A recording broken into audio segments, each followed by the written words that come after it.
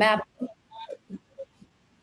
Okay, I will send you few of the questions for balancing the redox reaction. आप shortcut वाले method से उसको balance करके देखना. कम से कम 10 एग्जांपल्स दूंगी होमवर्क पे.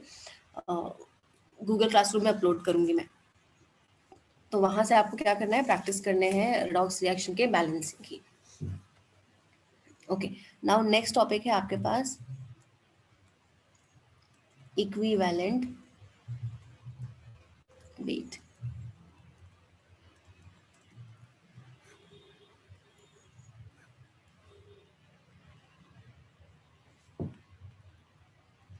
very important from for this chapter, very important for that matter. तो इक्विवेलेंट वेट की एक ओल्ड डेफिनेशन है, that is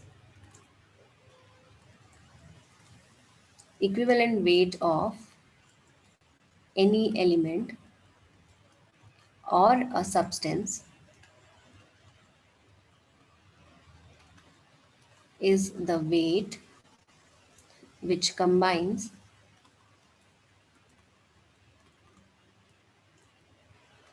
or replaces 1 gram of hydrogen and या फिर कॉमा लगा लो 8 ग्राम ऑफ ऑक्सीजन और 35.5 grams of क्लोरीन. ओके, तो जब हम इक्विवेलेंट वेट की बात करेंगे तो ओल्ड डेफिनेशन के हिसाब से ऐसे डिफाइन किया गया था, कोई भी ऐसा एलिमेंट जो 1 ग्राम ऑफ हाइड्रोजन को रिप्लेस कर दे या फिर 8 ग्राम्स ऑफ ऑक्सीजन को रिप्लेस कर दे और 35.5 ग्राम ऑफ क्लोरीन को रिप्लेस कर दे, देन दैट पर्टिकुलर वेट, जितना भी वेट उसको डिस्प्लेस कर रहा है उसको हम इक्विवेलेंट वेट बोल देंगे. For example, if I am taking 2 magnesium reacts with O2 to form 2 MgO. तो यहाँ पे मैग्नीशियम कितना है, 2 मोल्स. ओके, एंड ऑक्सीजन आप यूज कर रहे हो 1 मोल. ओके, और 2 मोल्स के लिए 1 मोल कंज्यूम हो रहा है. अगर आप ग्राम्स के रेस्पेक्ट में देखोगे तो 48 ग्राम्स, क्योंकि मैग्नीशियम के लिए एक के लिए कितना होता है, मैग्नीशियम का मोलर मास कितना होता है, जल्दी बताओ.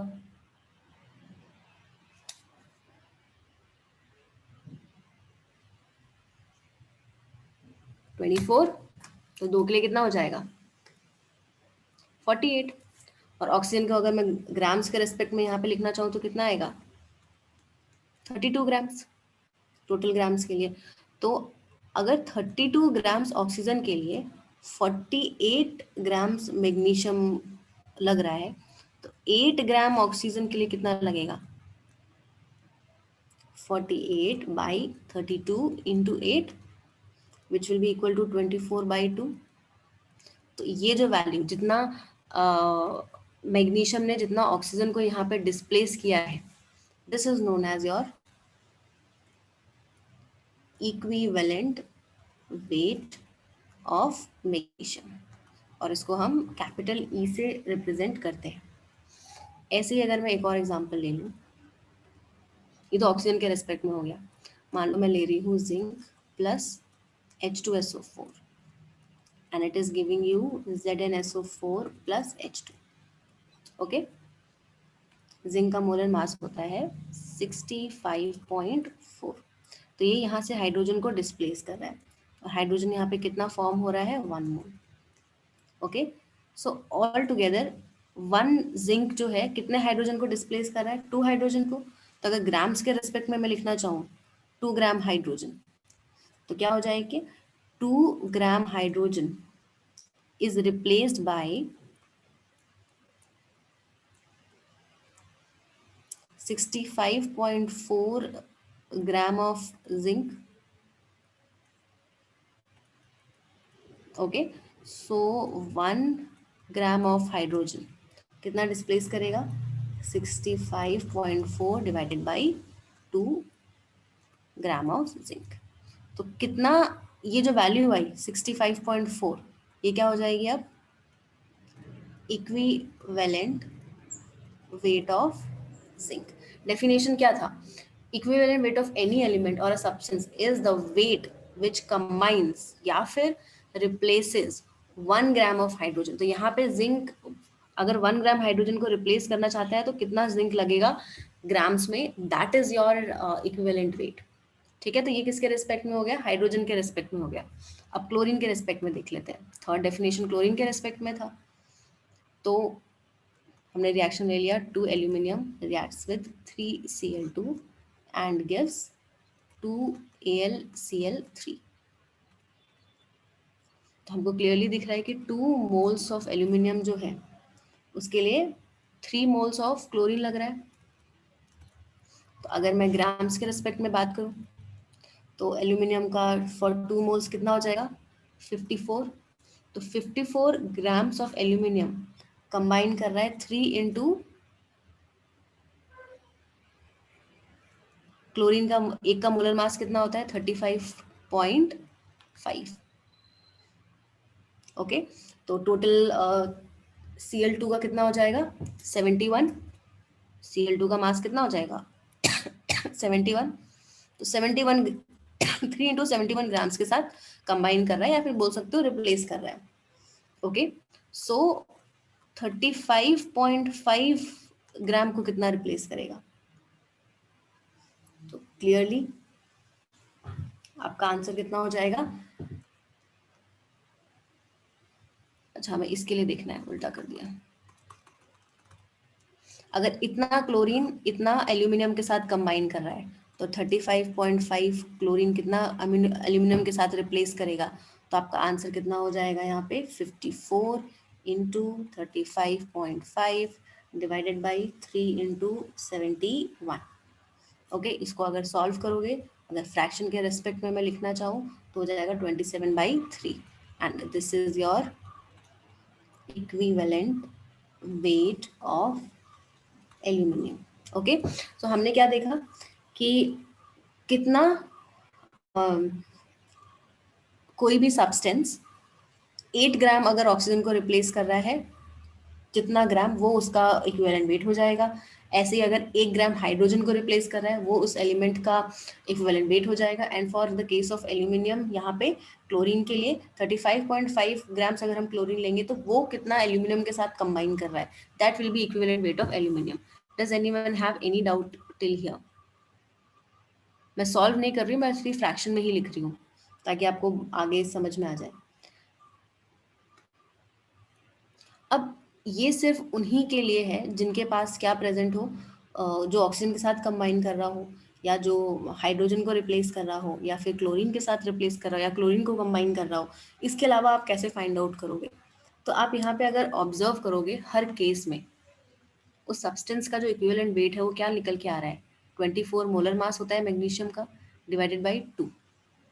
ठीक है, 2 क्या है यहाँ पे डिनोमिनेटर में, this is your n factor, जो मैंने आपको थोड़ा बहुत एक दो बार अभी जब हम बैलेंसिंग कर रहे थे तब बताया था। ऐसे ही जिंक के लिए जब हम बात कर रहे थे तो 65.4 जिंक का मोलर मास होता है, divided by 2।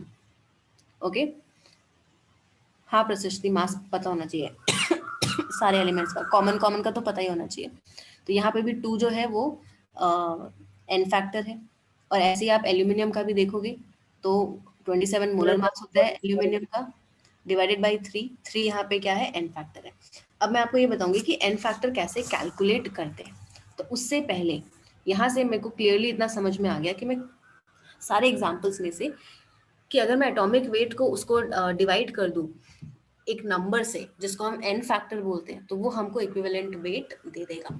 Okay, so here write down, from all the above examples, it is clear that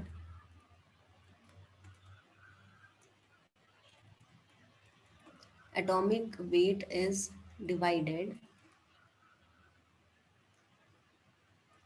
by a number,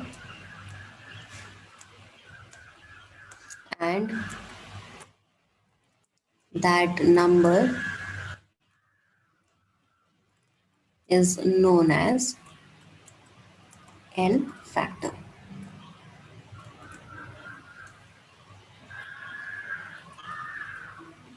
So equivalent weight का definition क्या हो गया in general?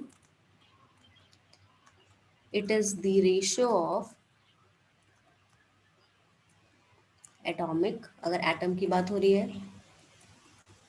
molecular अगर molecule की बात हो रही है, ionic अगर ion की बात हो रही है, weight of the substance to the n factor.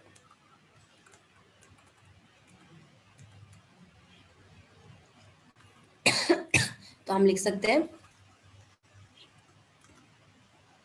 equivalent weight is equal to molecular weight divided by n factor. तो ये तो मॉलिक्यूलर वेट तो आपको फिर भी पता ही होता है हर सब्सटेंस का। अभी एन फैक्टर आपको पता होना चाहिए हर सब्सटेंस का कैसे निकालना है, तो उसके अपने अपने तरीके होते हैं। Before that write down a simple note here, since atomic weight या फिर मॉलिक्यूलर वेट या फिर आयनिक वेट, जो भी आप कंसिडर कर रहे हो, is the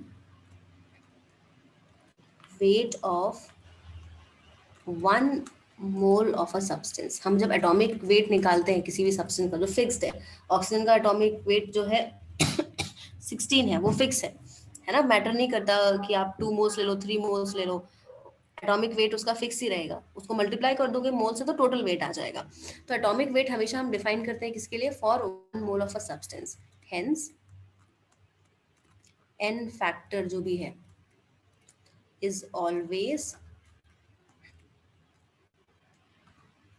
calculated for 1 mole of the substance। इसीलिए n फैक्टर जो है वो भी हम सिर्फ और सिर्फ 1 मोल ऑफ द सब्सटेंस के लिए ही फाइंड करेंगे। तो नेक्स्ट टॉपिक है हमारे पास calculation of n factor. Calculation of n factor को हम कई तरीकों में, मतलब क्लासेस में मैं डिवाइड कर रही हूँ ताकि याद करना आसान हो जाए। A, B, C, N and V। ABC NV, इन सबको हम एक एक करके देखेंगे कैसे यूज करना है to find out what is the meaning of A here, what is the meaning of B, what is the meaning of C, then n and B. Okay, कुछ चीजें उससे पहले, एन फैक्टर जो है of the substance depends on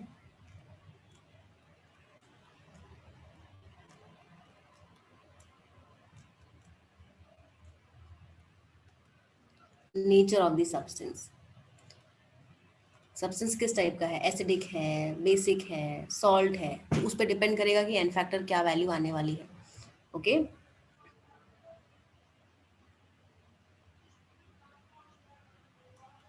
which will be given in the problem, जो कि आपको problem में बता देगा कि किस फॉर्म में आपके पास गिवन है।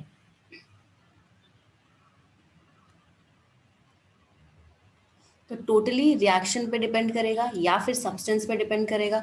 तो दूसरा इंपॉर्टेंट पॉइंट जो है वो ध्यान रखना है, n factor of a single substance will be different in different reactions। ठीक है, जरूरी नहीं है कि कभी कुछ कंपाउंड्स के लिए फिक्स भी रहेगा, और बाकी चीजों के लिए वेरी भी कर सकता है एक ही सब्सटेंस का अन फैक्टर, डिपेंडिंग अपॉन वो किस फॉर्म में एग्जिस्ट कर रहा है, एसिड के फॉर्म में है, रिएक्शन कर रहा है, या आयनिक फॉर्म में है, डिपेंडिंग ऑन दैट। सबसे पहले लेट्स कम टू ए।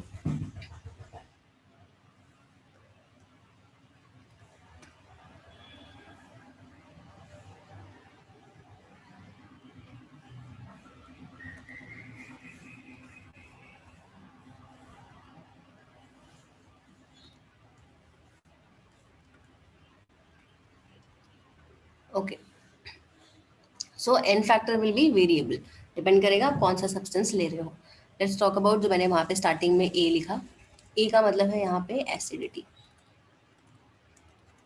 कोई भी कंपाउंड जो है कितना एसिडिक बिहेवियर आपके पास शो कर रहा है, उसके हिसाब से उसका एन फैक्टर आप फाइंड आउट करोगे। पहले डेफिनेशन लिख लेते हैं। It is defined for basis and it is defined as a number of moles of OH minus ion given by 1 mole of base। अब आपको ये लगेगा कि मैंने ऊपर लिख दिया है एसिडिटी और नीचे मैं लिख रही हूँ it is defined for base, तो इसलिए इस कंफ्यूजन ना हो तो ये समझना बेसिस के लिए कैसे, जब कोई भी बेस आपका मान लो NaOH है, वो OH माइनस अगर रिलीज कर रहा है तो किसी ना किसी एसिड के साथ जाके रिएक्ट करेगा, तो इसीलिए हम क्या बोल रहे हैं इस टर्म को acidity. So it is defined for basis and it is defined as the number of moles of OH minus ion given by 1 mole of a base। दूसरा तरीका क्या है, number of moles of H plus ion taken up by 1 mole of base। ठीक है, इसीलिए हम इसको acidity define करें कि 1 मोल ऑफ बेस कितना H प्लस आयन ले सकता है, उससे भी आप कोई भी एसिडिक कंपाउंड का इक्विवेलेंट वेट निकालोगे। एसिडिटी के नाम पे हम यहाँ पे बात किसकी कर रहे हैं, बेस की। तो equivalent weight of any base will be equal to जो भी मॉलिक्यूलर मास होगा for the base divided by उसकी एसिडिटी कितनी है।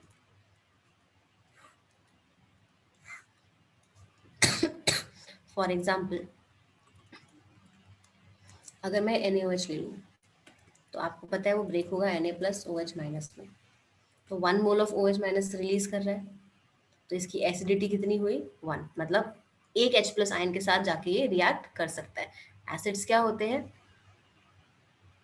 हाँ प्रशिष्टि भाई तो समझा रही हूँ कि यही तो बताया आपको अभी कि बेस की एसिडिटी का मतलब क्या है कि कितने moles of H plus ion के साथ रिएक्शन कर सकता है। एसिड क्या है, acid is your H plus ion, तो जो आपके पास बेस आया है जब वो H प्लस आयन के साथ जाके कंबाइन करता है, तो कितने H प्लस आयन के साथ जाके वो बेस कंबाइन कर रहा है, वो उसकी एसिडिटी है।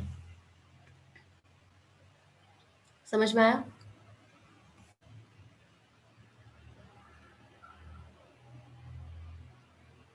ऐसे ही अगर मैं NaOH लूंगी तो वो अगर उसको किसी एसिड के साथ रिएक्शन करना है, जैसे मान लो मैं NaOH ले रही हूँ, HCl के साथ कंबाइन कर रहा है, तो क्या फॉर्म करता है NaCl प्लस H2।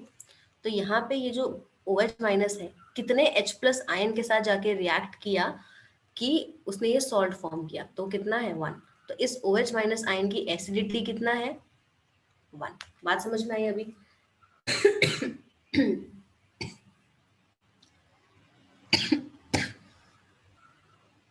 जल्दी बताओ प्रशस्ति, अंडरस्टूड और नॉट। Yes ma'am. ओके, तो इसकी एसिडिटी कितनी हो गई 1।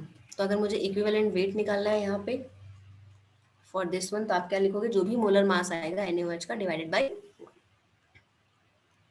If I am taking CaOH whole twice it will give you Ca plus 2 और 2OH माइनस, मतलब 2 OH माइनस रिलीज हुए हैं तो 2 H प्लस आयन के साथ कंबाइन करेगा, तो इसकी एसिडिटी कितनी हुई 2। तो इक्विवेलेंट वेट कितना हो जाएगा, जो भी मॉलिक्यूलर मास है इसका डिवाइडेड बाय 2। m मैं अभी मॉलिक्यूलर मास लिख नहीं रही हूँ, जस्ट m से रिप्रेजेंट कर रही हूँ, mm कर लो क्योंकि कैपिटल M मोलैरिटी को रिप्रेजेंट करता है। अगर मैं ले लूँ AlOH whole thrice it forms Al+3 and 3OH minus. तो इसकी एसिडिटी कितनी हो जाएगी 3। तो इक्विवेलेंट कितना, इक्विवेलेंट वेट कितना हो जाएगा मोलर मास डिवाइडेड बाई 3। मतलब जो भी आपके पास बेसिक सब्सटेंस है यहाँ पे वो कितने H+ आयन से जाके कंबाइन करेगा 3, क्योंकि 3OH माइनस है आयन आपके पास। अगर मैं ले लूँ NH4OH तो ये फॉर्म करता है NH4+ एंड OH माइनस। तो इस केस में इसकी एसिडिटी कितनी हुई 1, बिकॉज एक ही OH माइनस रिलीज कर रहा है। तो इक्विवेलेंट वेट कितना होगा, जो भी उसका मोलर मास है divided by 1। Is that clear?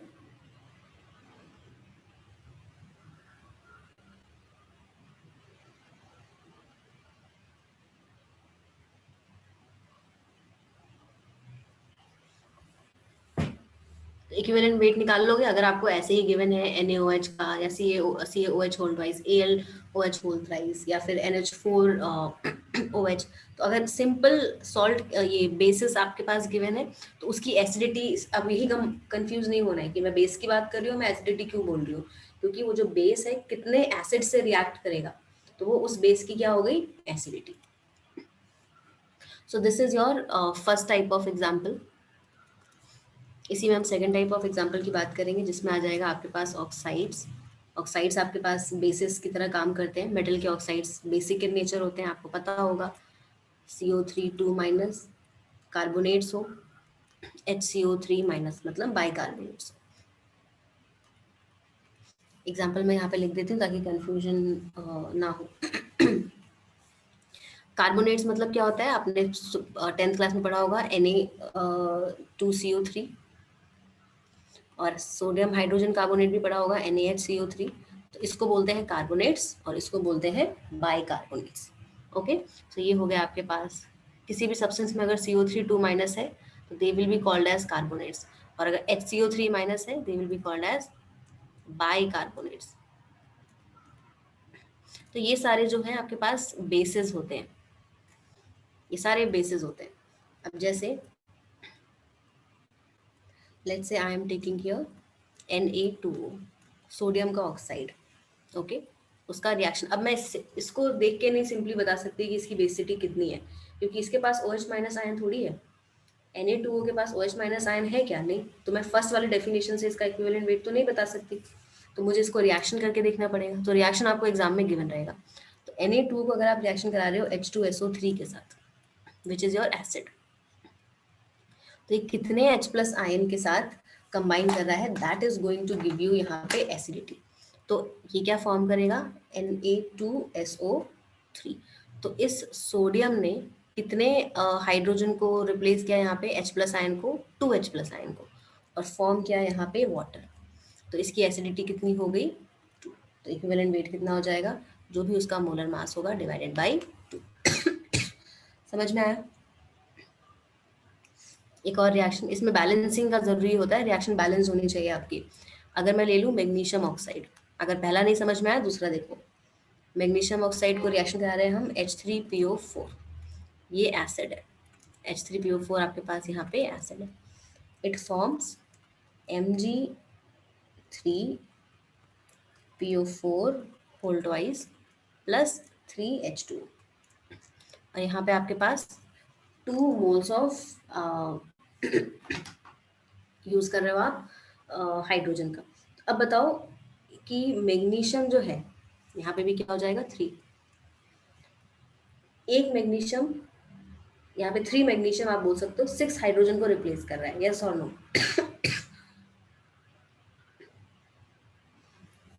3 magnesium यहाँ से पूरे के पूरे 6 हाइड्रोजन को रिप्लेस करके Mg3PO4 होल ट्वाइस फॉर्म कर रहा है, यस। तो एक मैग्नीशियम कितने को रिप्लेस कर रहा है, क्योंकि हमने क्या बोला, हमेशा हम निकालते हैं 1 mole of substance. N factor किसके लिए निकलेगा, सिर्फ 1 मोल ऑफ सब्सटेंस। तो अगर 3 moles of magnesium 6 moles of hydrogen को रिप्लेस कर रहा है, तो 1 मोल ऑफ मैग्नीशियम कितने हाइड्रोजन को रिप्लेस करेगा 2। तो इस केस में अगेन एसिडिटी कितनी हो गई 2। तो यहाँ पे 6 नहीं कर देना है, आंसर हो जाएगा equivalent weight molar mass divided by 2। Clear है?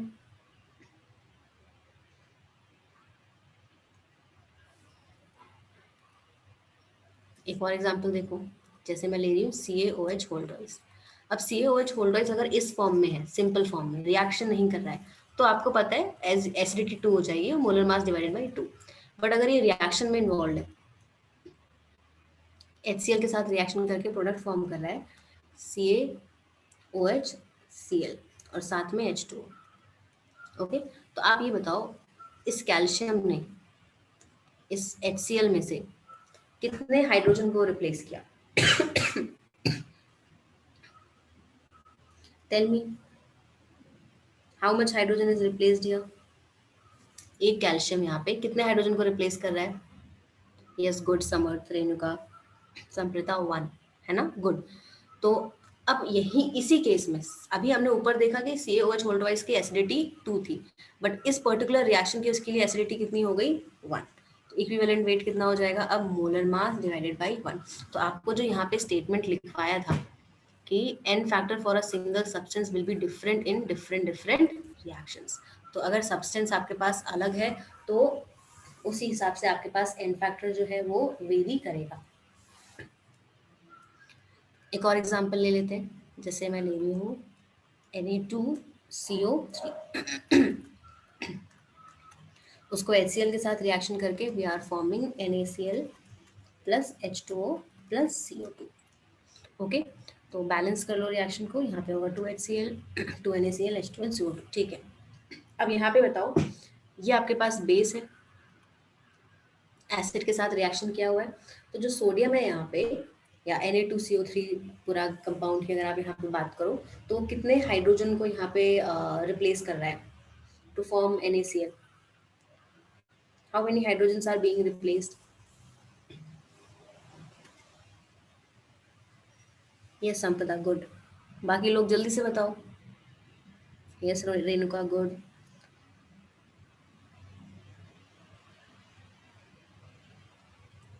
एक मोल ऑफ Na2CO3 जो कि आपका बेस है, कितने हाइड्रोजन को रिप्लेस कर रहा है? 2। तो यहाँ पे इसकी एसिडिटी कितनी हो गई? 2। तो मैं इक्विवेलेंट वेट जब निकालूंगी तो आंसर क्या हो जाएगा मेरे पास? Molar mass divided by 2।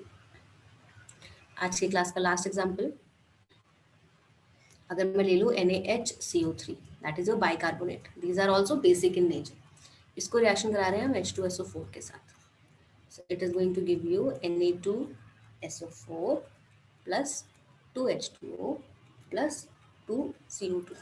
Balance कर लो रिएक्शन को, तो अब कितना NaHCO3 कितने हाइड्रोजन को यहाँ पे रिप्लेस कर रहा है? 2 अगर मैंने NaHCO3 लिए हुए हैं यहाँ पे, 2 NaHCO3, तो कितने हाइड्रोजन को रिप्लेस कर रहा है? 2 सोडियम कितने को रिप्लेस कर रहा है?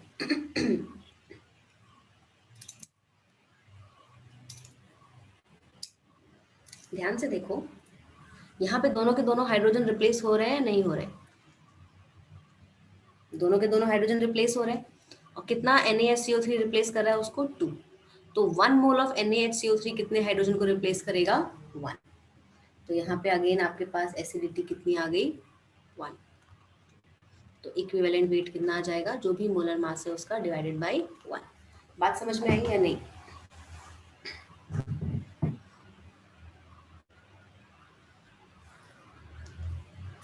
इसको एक बार रिवाइज करना वापस से। नेक्स्ट क्लास में we will discuss from here.